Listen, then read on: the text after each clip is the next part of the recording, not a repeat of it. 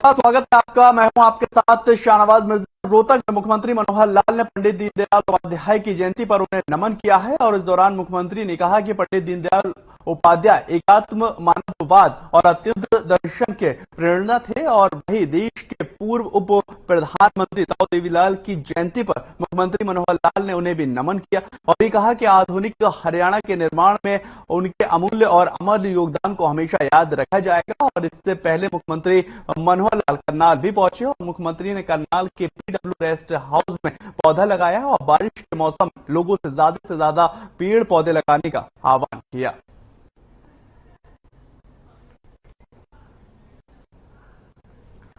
ये तस्वीरें आप देखिए, सीएम मनोहर लाल जो हैं वहां पर पंडित दीनदयाल उपाध्याय की जयंती पर पहुंचे, उनको याद करते हुए, उनको नमन करते हुए नजर आए और ताऊ देवीलाल को भी वहां पर याद किया। उन्होंने कहा कि बारिश का मौसम है, मानसून का मौसम है, ये पौधे जो है वो लगाने चाहिए और हर एक प्रदेशवासी को बड़े पैमाने पर यहां पर पौधारोपण करना चाहिए और इस बात को लेकर आगे बढ़ना चाहिए कि पौधा होगा तो हमारा भविष्य जो है वो उज्जवल होगा।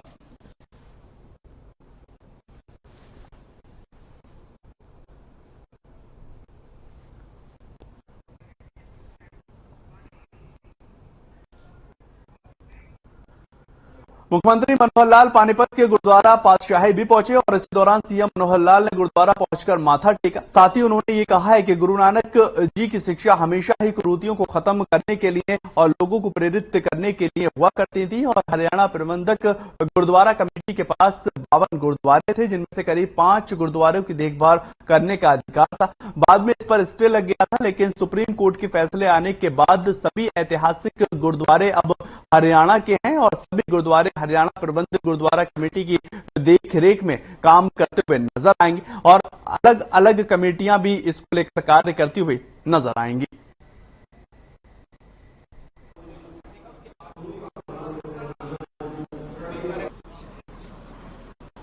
तो हमने स्पष्ट कर दिया है, कल भी किया है कि जो ये नुकसान हो रहा है बरसात, ये बड़ा दुर्भाग्यपूर्ण है। इसके लिए स्पेशल गिरदावरी के आदेश कर दिए गए हैं। जहां जहां फसलों का नुकसान, खड़ी फसलों का नुकसान हुआ है, स्पेशल गिरदावरी में उसका जो भी सरकारी जो भी नियम कायदे कानून है उस हिसाब से उनको कंपनसेट किया जाएगा। और जहां तक खरीद का विषय है, अब 1 अक्टूबर से जो एफसीआई की खरीद है, प्रोक्योरमेंट होगी, वो खुलेगी, क्योंकि एफसीआई ने करनी होती है। उसमें भी विशेष कारण रहता है कि मॉइस्चर वाला जो धान है वो ना खरीदना पड़े। अब पहले तो सामान्य दृष्टि से कभी कभी इससे पहले भी किया गया, एक बार हमें याद है कि हमने 24-25 सितंबर पिछले साल या उससे पिछले साल किया था, लेकिन इस बार जो कि चाहे दुर्भाग्यपूर्ण स्थिति है वो है बरसात के कारण से वैसे भी अब मॉइस्चर जो है वो कम होना अभी इन दिनों में संभव लगता नहीं है। 1 अक्टूबर से जो भी पैरामीटर्स हैं खरीद के, उसको पूरा करते हुए जो धान आएगा, जो भी फसल आएगी, उन सबकी प्रोक्योरमेंट। फरीदाबाद में 25 सितंबर को पंडित दीनदयाल उपाध्याय की जयंती है और इसी मौके पर प्रदेश के परिवहन मंत्री मूलचंद शर्मा ने उन्हें श्रद्धांजलि अर्पित की। साथ ही उन्होंने पंडित दीनदयाल उपाध्याय की जयंती के अवसर पर उनकी प्रतिमा पर माल्यार्पण किया और इसी दौरान उन्होंने कहा कि उनके सपनों को पूरा करने के लिए हर संभव प्रयास करेंगे। इसके अलावा सरकार की विभिन्न योजनाओं का लाभ पाने वाले लाभार्थियों से भी मुलाकात करते हुए नजर आए और मुलाकात में लाभार्थियों ने केंद्र और प्रदेश सरकार का आभार व्यक्त किया।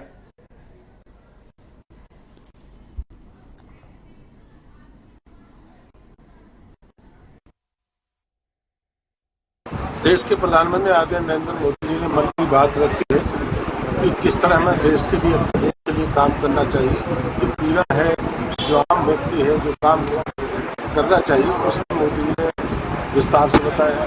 और ये सारी महिलाएं मन की बात, प्रधानमंत्री जी की मन की बात सुनने के बाद इन्होंने प्रधानमंत्री जी के नाम एक लेटर लिखा और प्रधानमंत्री जी का धन्यवाद। पंडित दीनदयाल की जयंती पर लोकसभा सांसद डॉक्टर अरविंद शर्मा झज्जर पहुंचे और इस दौरान उन्होंने पंडित दीनदयाल उपाध्याय की प्रतिमा पर श्रद्धा सुमन अर्पित की है और साथ ही सांसद डॉक्टर अरविंद शर्मा ने कहा कि पीएम मोदी के जन्म दिवस के अवसर पर देश भर में सेवा पखवाड़ा के तहत अनेक जनहितैषी कार्य किए जा रहे हैं। इनमें भारतीय जनता पार्टी कार्यकर्ता बढ़ चढ़कर हिस्सा ले रहे हैं और इसके अलावा उन्होंने ये भी कहा कि गरीब वर्ग के लोगों को भारतीय जनता पार्टी की सरकार की योजनाओं के तहत मकान बनाने के लिए पत्र दिए गए थे और साथ ही लोगों को जल बर्बादी से बचाव के लिए भी जागरूक किया गया है।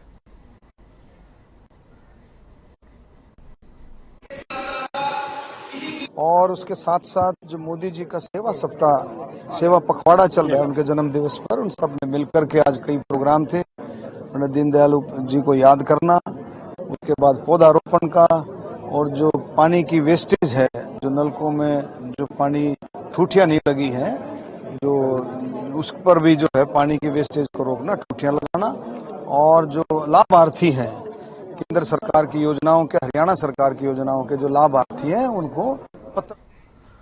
प्रदेश के उप मुख्यमंत्री दुष्यंत चौटाला कैथल पहुंचे और इस दौरान उन्होंने चौधरी देवीलाल की प्रतिमा का अनावरण किया और इसी अवसर पर उन्होंने कहा कि चौधरी देवीलाल ने हमेशा समाज कल्याण के लिए ही काम किया और साथ ही उन्होंने ये भी कहा कि 9 दिसंबर तक 108 लाइब्रेरी खोले जाने का फैसला लिया। इसमें बच्चों को अच्छी शिक्षा मिल सकेगी और आगे वो बढ़ते हुए नजर आएंगे। आगे उन्होंने ये भी कहा कि खराब हुई फसलों का आकलन कर किसानों को मुआवजा दिया जाएगा और अधिकारियों को कैंप लगाकर समाधान के निर्देश दिए गए हैं।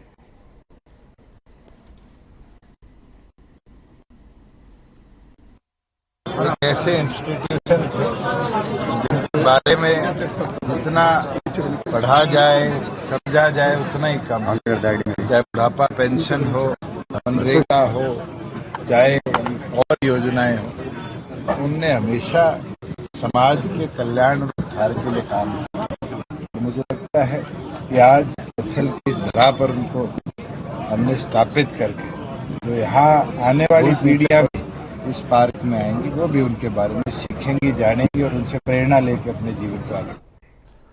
खबर कनीना से है, जहां पर गांव के अंदर गंदा पानी घुसता हुआ घरों में नजर आ रहा है और इससे ग्रामीणों में गुस्सा जो है वो बढ़ता हुआ दिखाई दिया। ग्रामीणों का आरोप है कि इस पूरे मामले पर एसडीएम सहित विधायक तक समाधान की गुहार लगा चुके हैं, लेकिन कोई भी समस्या का समाधान होता हुआ नजर नहीं आया। ग्रामीणों ने यह बताया है कि जोहर में एक बार सफाई नहीं कराई गई और लोगों को रहने और खाने पीने में भी काफी दिक्कत होती दिखाई दे रही है। तो वहीं पर बच्चों को भी स्कूल जाने में दिक्कतें हो रही हैं और दूसरी तरफ गंदे पानी की वजह से बीमारियों के पनपने का खतरा और बढ़ता हुआ नजर आया।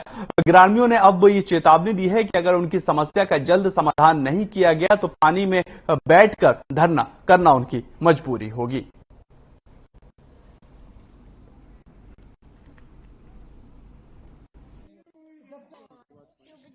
एक हमारा पैर का कपड़ा भी नहीं बचता है। हमारा बच्चा सीवी भी अल्लाह कपड़ा में रहता है, ठीक, स्कूल में जाता है तो हम ऐसे गोदी भर के बच्चों को ले जाता है, ठीक है। हमारा पैरन का संदूखा में सब क्या हमारा पानी भर जाता, टंकिया में पानी भर, खाने का हमारा दाना नहीं बचता है। और हमारी भैंस ब्यारी सी गोड्डा सुधा पानी में खड़ी से, हमारी क्या हालत बन रही है, मीनू बताओ तुम एक बार। 50-60 घरों में पानी घुसा हुआ है इस बारिश से और हमारा जीना दोपहर हो रहा है। हमने पिछले 14 महीने से सीएम तक अपने रिक्वेस्ट भेज लिया है, लेकिन कोई कार्रवाई नहीं, झूठा आश्वासन दिया जा रहा है। मेरी खुद की सीएम तक मेरी कंप्लेंट लगी हुई है, मेरे पास झूठी लिपापोती करके चिट्ठियां आती हैं, हमने आगे कार्रवाई कर दी, आगे कार्रवाई, लेकिन कुछ नहीं होता है। अंबाला शहर को एशिया के सबसे बड़ी कपड़ा मार्केट के नाम से भी जाना जाता है, पर इन दिनों कपड़ा व्यापारी काफी ज्यादा परेशानियों से जूझते नजर आ रहे हैं। आपको बताएं कि अंबाला शहर में लगातार हो रही बारिश से पूरा कपड़ा मार्केट जलमग्न हो गया और इससे दुकानदारों की चिंताएं बढ़ गई।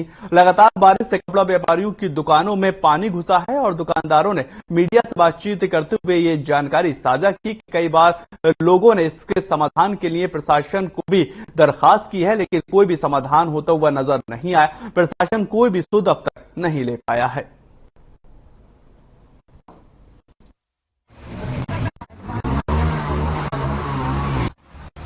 कपड़ा मार्केट व्यापारी हो ईमानदारी की शॉप का नाम है, ये एशिया का सबसे बड़ा मार्केट है, यह करोड़ों का टैक्स खाने जाता है। तो मुझे सुविधाओं का ये हाल है, पानी नहीं उतरा, 15 मिनट बरसात में पानी ये हाल हो जाता है। आज तो पानी दुकानों में अंदर चला गया।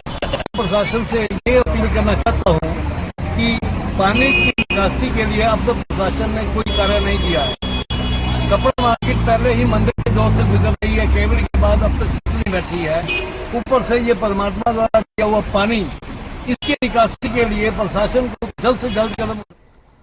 एक तरफ जहां पर बारिश से फसलों को नुकसान हो रहा है, वहीं दूसरी तरफ सब्जियां भी अपने तेवर दिखाने लगी। आपको बताएं, बरसाती मौसम में वजह से सब्जियों के दाम अब दोगुने हो चले हैं और ग्राहक सब्जी खरीदते समय हिचकिचाते नजर आ रहे हैं। जानकारी के मुताबिक पहले टमाटर 30 रुपए प्रति किलो बिक रहा था, लेकिन भिवानी में पिछले 3 से 4 दिनों में बारिश की वजह से रसोई का बजट बिगड़ता हुआ नजर आ रहा है। अब टमाटर दोगुना होकर 60 रुपए प्रति किलो के हिसाब से बिक रहा है और साथ ही प्याज लगभग 25 से 30 रुपए किलो बिक रहा था। और सब्जी विक्रेताओं का ये कहना है कि बरसात का मौसम होने के कारण प्याज और टमाटर को स्टॉक करके रखा जाता है और यही कारण है कि सब्जियों के दाम बढ़ते हुए दिखाई दे रहे हैं। उन्होंने ये बताया है कि हर सब्जी के दाम दोगुने हो चले हैं और दामों में बढ़ोतरी होने की वजह से दुकानदारी पर भी असर पड़ता दिखाई दे रहा है।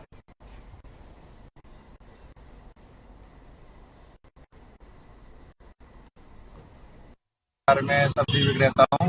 हर 10 दिन पहले जैसे मौसम साफ था, टमाटर 30 रुपए किलो हो गया, तो मौसम साफ होने के कारण टमाटर अब 60 रुपए किलो हो गए हैं। हर चीज में कुछ ना कुछ बढ़ोतरी हुई है और इससे ग्राहकों को काफी परेशानी का सामना उठाना पड़ रहा है।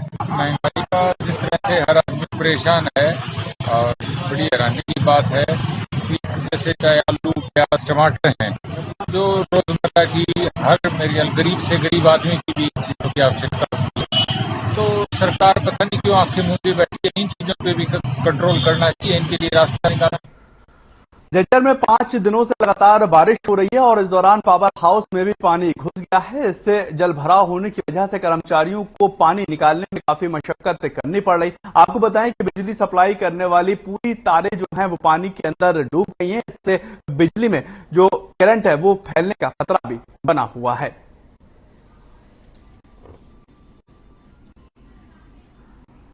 ये झज्जर की आप तस्वीर देख रहे हैं। बारिश जो है वो आफत बनकर आती दिखाई दे रही है और शहर शहर में पानी भरा हुआ है, जिससे जो ट्रांसफार्मर है, जो बिजली सप्लायर की जो यूनिटें हैं वो भी जलमग्न होती हुई नजर आ रही हैं। और इससे एक बड़ा खतरा जो है झज्जर में जो विभागीय लोग हैं वो साफ तौर पर कह रहे हैं कि जो करंट का मामला है वो भी बढ़ता हुआ नजर आता है। इसको लेकर निकासी हो और सफाई हो, उसको लेकर कार्य किए जा रहे हैं ताकि किसी की भी जो जान है उसके साथ यहाँ पर खिलवाड़ होता हुआ नजर ना आ सके। तस्वीरों में आप साफ तरह से देख सकते हैं कि कितना पानी जो है वो भरता हुआ नजर आ रहा है और उसमें साफ तौर पर जो बिजली विभाग के जो ट्रांसफार्मर है और जो उपयोग करने वाले उपकरण है वो पानी में डूबते हुए नजर आ रहे हैं, जिससे लोगों को भी काफी परेशानियां हो रही हैं।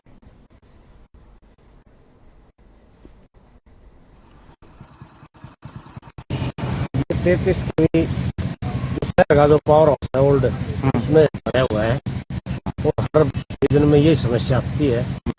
पानी की हर बार ऐसे ही निकालना पड़ता है, लेकिन इसका कोई स्थायी समाधान नहीं हो पाता। जिसकी वजह से जो है हम सभी कर्मचारी इसमें रिस्क ले लेंगे, जो है लोगों को सप्लाई देते हैं, लेकिन फिर भी यहाँ पर लोग इकट्ठे हो जाते हैं। तो वहीं पर अंबाला में पिछले कई दिनों से हो रही बारिश ने लोगों का जनजीवन अस्त व्यस्त कर दिया है और ये बताया जा रहा है कि बारिश से सड़कें तालाब में तब्दील हो चुकी है। इससे लोगों को आने जाने में काफी दिक्कतों का सामना करना पड़ रहा है। और आपको जानकारी दें कि बारिश की वजह से घरों में पानी घुसता हुआ भी दिखाई दिया। इसकी वजह से लोगों को काफी नुकसान उठाना पड़ा है और साथ ही स्थानीय लोगों का ये कहना है कि जलभराव की समस्या और पानी निकासी न होने की वजह से काफी ज्यादा दिक्कतें हो रही। प्रशासन इसके ऊपर कोई भी जवाबदेही नहीं तय कर रहा है और इसके बावजूद प्रशासन की ओर से मदद की गुहार हमने लगाई है, कोई भी आश्वासन नहीं मिला है। मैं ये कहना चाहता हूँ कि जो मेरे पीछे आप पानी देख रहे हो, ये पानी गली में खड़ा है। किस लिए खड़ा है? क्योंकि पानी की निकासी है ही नहीं, बिल्कुल भी नहीं है। हमने प्रशासन को इतनी बार बताया है, लिखित में भी कंप्लेंट दिया है, लेकिन कुछ भी फायदा नहीं हुआ है। इस युग में भी अगर पानी की निकासी विकास के कार्य में नंबर 1 पे आती है, पानी नंबर 1 पे आता है, पीने का पानी और पानी की निकासी, ये नंबर 1 पे प्रायोरिटी दी जाती है, लेकिन आज तक किसी के कान पे जू नहीं रंगी। सर 2 दिन से बहुत तेज बारिश हो रही है सर। रात इतनी तेज बारिश थी कि मेरे घर में पानी घुस गया। मेरे घर का सारा फर्नीचर, सारा सामान खराब हो गया। मेरे मोबाइल भी खराब हो गया, मोबाइल में पानी भर गया सर। बहुत नुकसान हुआ सर मेरा। जिंद में भी बारिश की कई जगह पर जलभराव जैसी स्थितियां पैदा हुई हैं और इस दौरान खेतों में पानी भरने से किसानों की चिंताएं बढ़ गईं। खेतों के अंदर खड़ी धान और बाजरा की फसल बारिश में बर्बाद हो चुकी है और आपको बताएं कि बारिश ने धान की फसल सबसे ज्यादा बर्बाद होती नजर आई। वहीं पर किसान भगवान से हाथ जोड़कर बारिश बंद करने की प्रार्थना कर रहे हैं ताकि उनकी जो फसल है उसको ज्यादा नुकसान ना हो पाए। ये जिंदगी आप तस्वीर देख रहे हैं। शहर शहर पानी होता हुआ और जलमग्न होता हुआ नजर आ रहा है। किसानों की चिंताएं दरअसल इसलिए बढ़ रही है क्योंकि तस्वीरें साफ बयां कर रही हैं, जो उनकी फसलें हैं वो बर्बाद होती हुई नजर आ रही हैं। और इससे पहले भी किसान इस बात को लेकर सरकार से दरख्वास्त करते हुए नजर आ रहा है कि बारिश एक बड़े पैमाने पर हो रही है और बारिश हो उससे पहले ही हमारी जो धान की बिक्री है वो जो है हो जानी चाहिए, ताकि किसान सुनिश्चित हो जाए, एक बड़े पैमाने पर किसान का नुकसान न हो पाए। और इसको लेकर प्रशासन हो या फिर तमाम आला अधिकारी, उनसे किसान दरखास्त करते हुए नजर आ रहे हैं और अपनी फसलों को बचाते हुए दिखाई दे रहे हैं।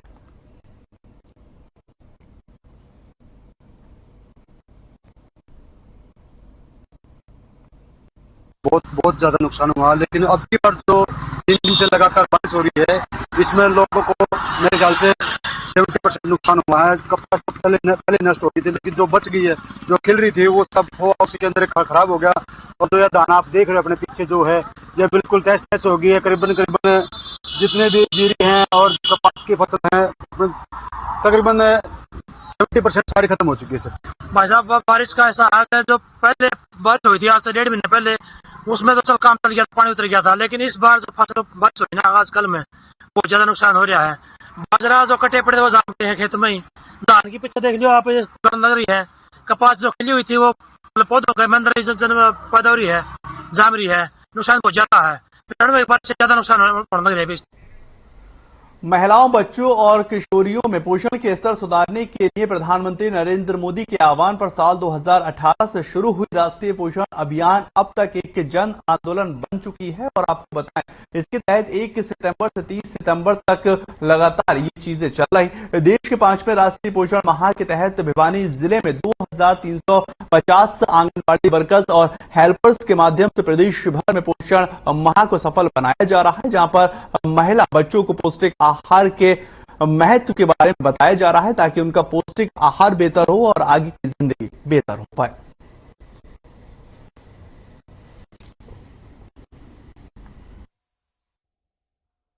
हमें पौष्टिक आहार के बारे में बताया गया है। हमें पौष्टिक से युक्त vitamin A, vitamin B, vitamin C से युक्त आहार खाने चाहिए, दूध, दही, लस्सी खानी चाहिए और पालक, बथुआ आदि सब्जियां खानी चाहिए। और मैं आज पोषण माह के कुछ बताना चाहती हूँ। जैसे हम गांव में आंगनबाड़ियाँ हैं, वहाँ पे जाते हैं तो वहाँ पे हमें कुछ सुझाव बताए जाते हैं कि अच्छा मतलब पौष्टिक आहार खाओ या बनाओ अपने बच्चों को, मतलब पौष्टिक आहार दो, दालें, पत्तेदार सब्जियाँ, फल, और जैसे अंकुरित दालें, चने, सुबह कच्चे चने जैसे रात को भिगोकर खाते हैं, और गुड़ चना ऐसे। ये राष्ट्रीय पोषण माह पूरा सितंबर 1 से 30 तारीख तक चल रहा है और इसमें अलग अलग कार्यक्रम करके एक जन जागरूकता के लिए प्रोग्राम चलाया जा रहा है, जिसमें महिलाओं और बच्चों के पोषण स्तर में सुधार है। फरीदाबाद की एक और बेटी दहेज के दानव का शिकार हो गई है और फरीदाबाद के गांव दौलताबाद की रहने वाली ललिता उर्फ सीमा की शादी गुरुग्राम के बादशाहपुर गांव में 1 साल पहले की गई थी और इसकी मौत की सूचना मिलने पर परिजनों ने कैंडल मार्च निकालकर आरोपी को गिरफ्तार कर सख्त से सख्त सजा देने की मांग की है। परिजनों ने बताया है कि गुरुग्राम के बादशाहपुर गांव में 1 साल पहले बड़ी ही धूमधाम के साथ अपनी बेटी की शादी की थी और अपनी हैसियत के अनुसार दहेज भी दिया था, लेकिन दहेज लोभी ससुराल पक्ष ने लगातार उनकी बच्ची को प्रताड़ित किया और अब उसकी मौत हो चुकी है। प्रदर्शन की सूचना मिलते ही पुलिस अधिकारी मौके पर पहुंचे और यह बताया है कि गांव के लोगों ने अपनी बेटी की मौत के चलते कैंडल मार्च निकाला और उच्च अधिकारियों को इसकी जानकारी दे दी गई है। जो भी सहयोग होगा वो पूरा किया जाएगा। ये तस्वीरें आप फरीदाबाद की देख रहे हैं। ससुराल पक्ष पर हत्या का जो है वो आरोप परिजन लगाते हुए नजर आए। दरअसल 1 साल पहले इस बच्ची की जो है वो शादी की गई थी और दहेज लोभियों की भीड़ जो है ये बच्ची चढ़ती हुई नजर आई। ललिता इसका नाम बताया जा रहा है और कैंडल मार्च निकालकर जो पीड़ित परिवार है, जो परिजन है, न्याय की गुहार लगाते हुए नजर आ रहा है और प्रशासन से साफ तौर पर अनुरोध कर रहे हैं कि हमारी बच्ची को न्याय मिलना चाहिए और जो भी दहेज लोभी इसमें शामिल है उनके खिलाफ सख्त से सख्त कार्रवाई करनी चाहिए।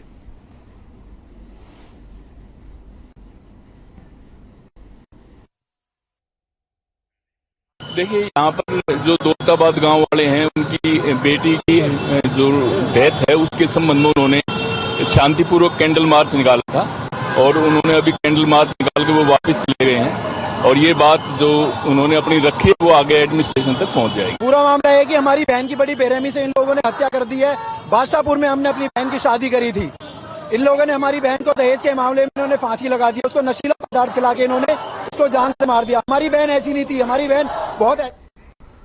हांसी के खरकड़ा वास गांव के बीच पुलिस की गाड़ी और बाइक की भीषण टक्कर हो गई है। उसमें बाइक सवार 3 युवक काफी गंभीर रूप से घायल हुए। घायलों को पुलिस कर्मी ने उपचार के लिए हांसी के सरकारी अस्पताल पहुंचाया, जहां डॉक्टरों ने हालत को देखते हुए हिसार रेफर कर दिया।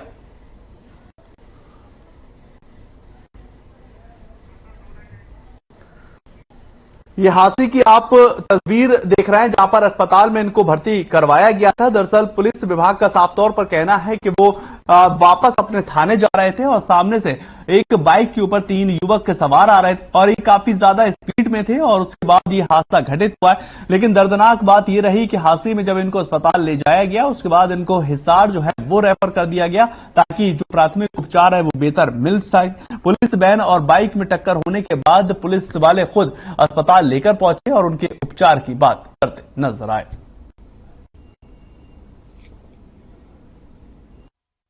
हमारी सरकारी गाड़ी से वहां मौके से होकर वापसी थाना जा रहे थे। जब हम खरकड़ा और बास के बीच में पहुंचे तो सामने से 3 लड़के थे, वो मोटरसाइकिल पर काफी स्पीड से लापरवाही से सामने से आ रहे थे।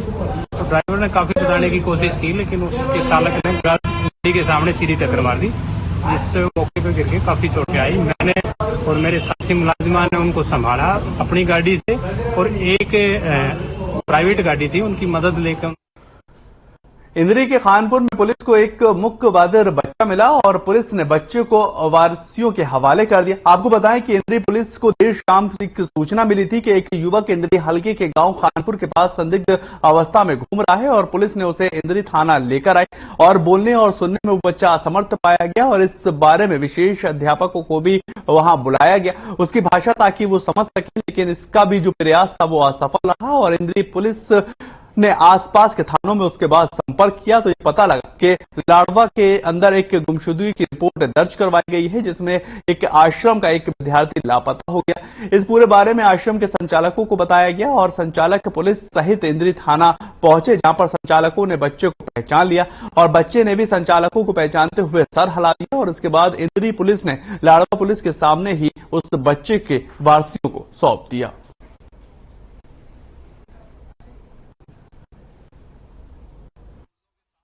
आज एक बच्चा हमारी यार को मिल गया गांव कानपुर के पास ही, तो उसको वो बोल नहीं पा रहा था, ना लिख पा रहा था, कुछ मंदबुद्धि बच्चा था। तो उसके बाद काफी तलाश की, इधर लोकल भी दिखाया, इसकी जो ड्रेस पहन रखी थी स्कूल की वो भी चेक कराई, कुछ पता नहीं लग रहा था। उसके बाद हमने लोकल थाना में संपर्क किया। लोकल थाना में एसआई सुखविंदर सिंह जी हैं, फिर उन्होंने बता दिया जी वहां बाल।